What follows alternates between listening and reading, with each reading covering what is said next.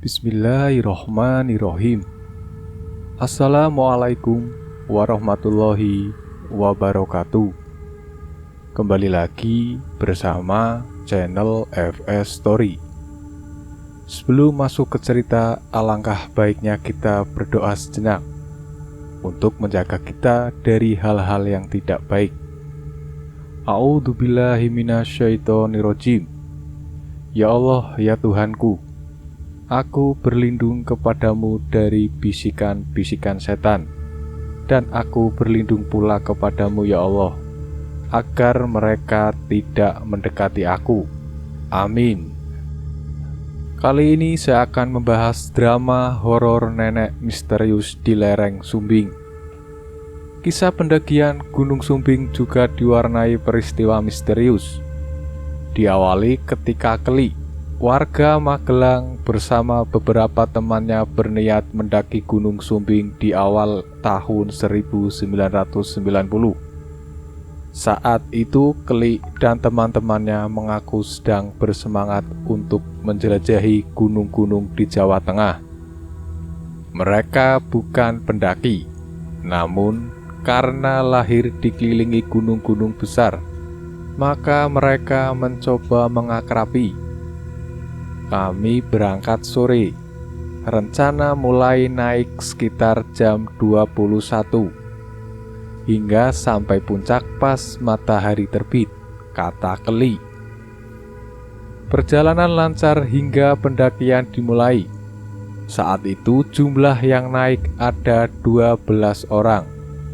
Kemudian kelompok dibagi menjadi 3, tapi tetap satu barisan.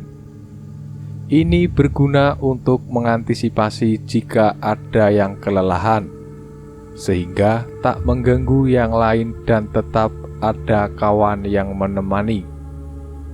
Menjelang subuh, mereka sudah berada di puncak Gunung Sumbing.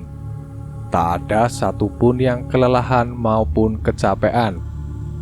Sekitar pukul 8 pagi, rombongan itu memutuskan untuk turun. Sebenarnya itu sudah termasuk terlambat, karena kabut dikhawatirkan akan turun. Saya lupa bulan apa, tapi saat itu puncak mulai gerimis. Kami turun setengah berlari, kata Keli. Turun gunung dengan setengah berlari merupakan sebuah teknik untuk menghemat tenaga, memanfaatkan gaya gravitasi dan luncuran di lereng, sehingga tak perlu banyak menahan berat beban. Trik ini butuh kemampuan menjaga keseimbangan badan dan mata, yang awas mengenali jalan yang hendak diinjak. Apalagi jalur Gunung Sumbing ini berada dengan gunung lainnya, kata Keli. Dalam perjalanan turun, menjelang pos pendakian di Desa Cepit, Keli merasa tersesat. Ternyata teman-temannya sudah terpisah tanpa terasa. Gerimis dan kabut mulai datang. Keli panik. Ia berhenti sejenak, memandang sekeliling. Ternyata jauh di bawah ia melihat jalan beraspal yang ia lewati saat berangkat. Namun, itu ada di seberang jurang. Saya berpikir bahwa saya tersesat. Sempat panik, tapi kemudian saya tenangkan, karena saya yakin teman-teman akan menunggu di pos Cepit dan tak akan meninggalkan saya, katanya. Upaya menenangkan diri itu berhasil. Matanya menangkap sosok tubuh nenek-nenek membawa kayu bakar. Semangatnya bangkit. Meski masih jauh, ia berupaya mengejar nenek-nenek itu untuk bertanya jalan pulang. Gerimis mulai redah, namun kabut yang sudah turun membuatnya dingin. Keli tetap merasa beruntung karena ia berlari mengejar nenek-nenek itu, sehingga tubuhnya menjadi hangat meski nafasnya tersengal. Sampai di titik saya lihat nenek-nenek tadi, ternyata semacam jalan buntu. Nenek itu juga sudah tidak ada. Saya hanya membatin, disesatkan lelembut, kata Keli. Hujan sudah reda, tapi Keli sadar kalau ia tersesat. Celakanya, ia tersesat justru makin ke atas. Sepertinya makin menjauh dari base camp. Tapi saya jalan terus, biar enggak dingin, katanya. Beberapa ratus meter ia berjalan, medannya menurun dan membelok. Keli kaget dan hampir terjatuh. Di depannya tiba-tiba muncul nenek-nenek yang tadi ia kejar. Saya benar-benar takut, dan rasanya mata berkunang-kunang, kata Keli. Nenek itu berjalan cepat sekali. Kok piyambakan, Mas? Kok sendirian, Mas? Tanya si nenek. Injih, Mbah, kulo kesasar. Iya, Nek, saya kesasar, jawab Keli. Matanya langsung menatap keriput di wajahnya. Seluruh tubuhnya yang agak membungkuk menggendong kayu bakar, hingga ekor matanya menatap ujung kakinya. Ajaib, kaki itu masih menginjak tanah. Ia benar-benar manusia. Akhirnya, saya mengaku kalau sempat mengira bahwa nenek-nenek itu lelembut. Nenek itu tertawa dan menunjukkan jalan pulang.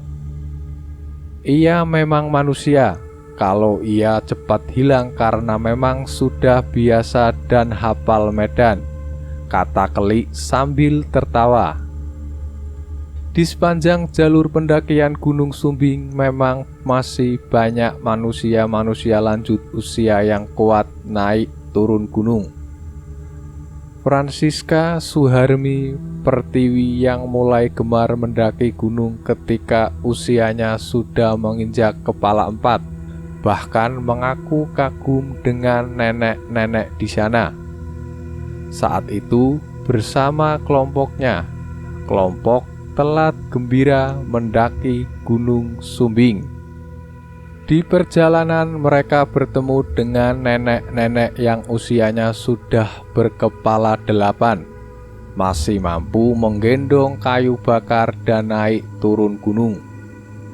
Luar biasa stamina dan semangat mbah-mbah itu.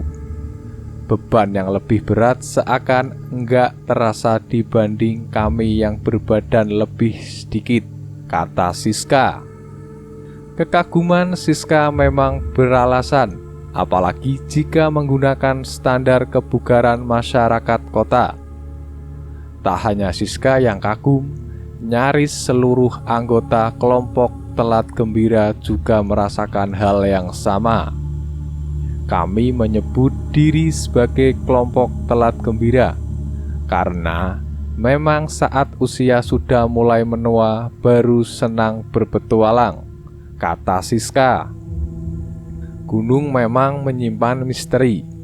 Orang Jawa menyebut Sri Gunung dari jauh kelihatan indah dan sangat menarik serta cantik.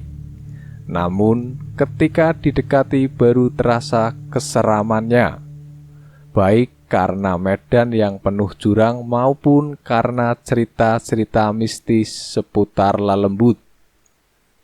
Semoga dengan adanya kisah ini kita bisa lebih berhati-hati. Kalau di dekat kita ada juga makhluk yang tak kasat mata bisa mengganggu kita.